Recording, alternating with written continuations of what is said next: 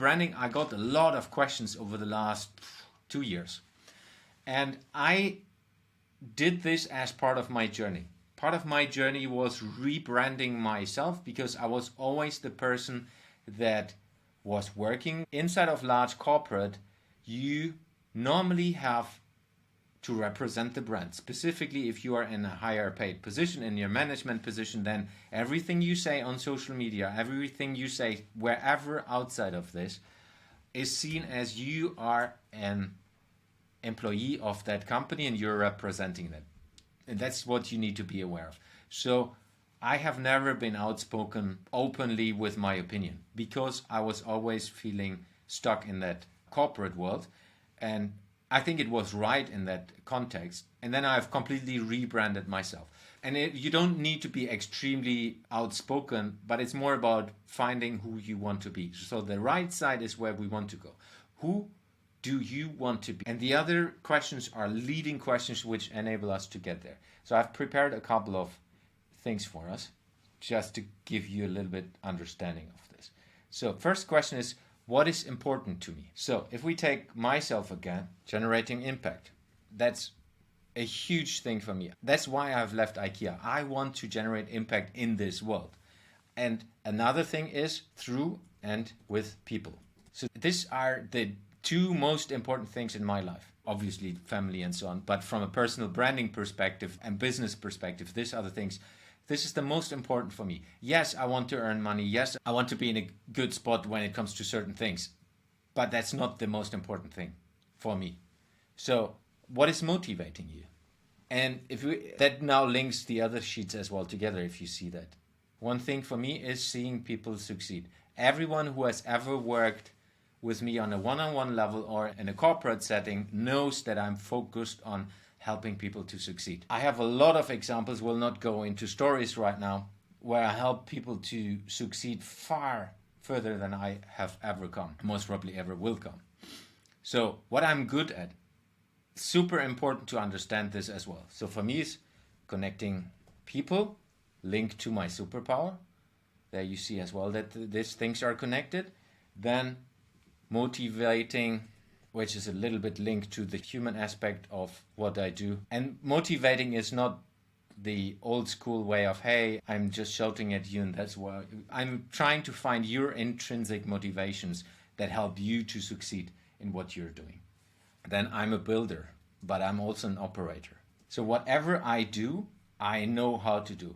You can ask me about how I cut podcasts, how I do social media marketing. I know all of this myself because I do it myself. And I love to understand it myself, even if I'm not doing it myself anymore. When I'm delegating, I still know and dive deeper into all the different topics. So what do I want to improve is always an important question for yourself as well. One thing I want to improve, just to give you an example, is selling. I know the processes of selling, but I have still a lot of opportunities in this place to grow.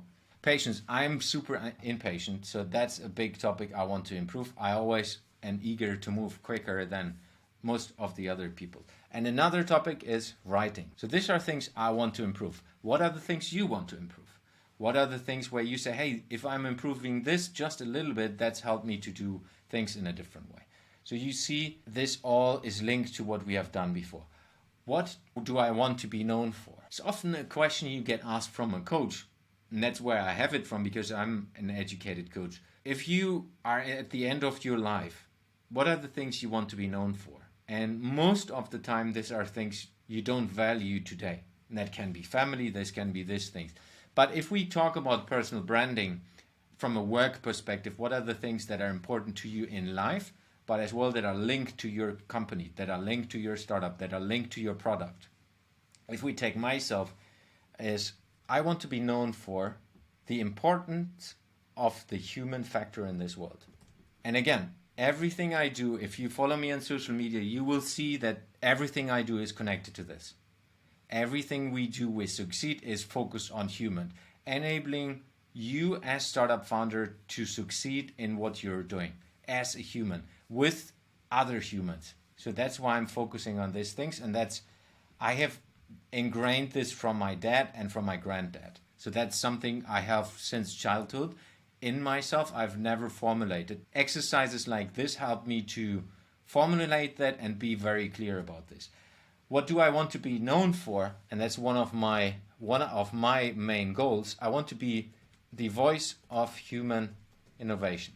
This is, and that might sound silly, for me that's the specific thing I want to be known for. I want to be the person in this world that says, hey, you can do all the different processes in any large organization. If you're not taking care of the people inside of your organization, it's not going to happen. There are a lot of reasons. I will not go too much into my topics right now. It's more for you to find out. Who do you want to be? What do you want to be known for? There are a couple of more things, of course, I want to be known for. I'm just trying to make it as easy as possible, so for you to get into that as well. If you have understood this is, okay, if you want to be the voice of innovation, in my case, then how do you build this brand? How do you build this? How can you put yourself out there through what you do with a business? Though that I say personal brand, this is linked to your business, because what I have found out over studying this the last almost 5 years now, that brands who have iconic leaders are better. Companies with iconic leaders are better. And iconic not in a bad way. There are a couple of bad examples in this world, and there are a couple of good examples in this world. But it all starts with, what are you willing to do? Who do you want to be? And what do you want to be known for? And that guides you into a specific direction, and then you can put yourself into that direction. Because one of the things is, we are working in a startup environment. We know that every second startup goes bust in the first 5 years. And we need to be aware of this. So building your brand, your personal brand, is one of the biggest assets you have. Because even if your startup goes bust, you keep your personal brand. And that might help you to do the second startup more successful. Just being aware of that helps you. And of course, it helps you as well to find employees, because you are the main salesperson of your company. And it helps you to find investors and so on.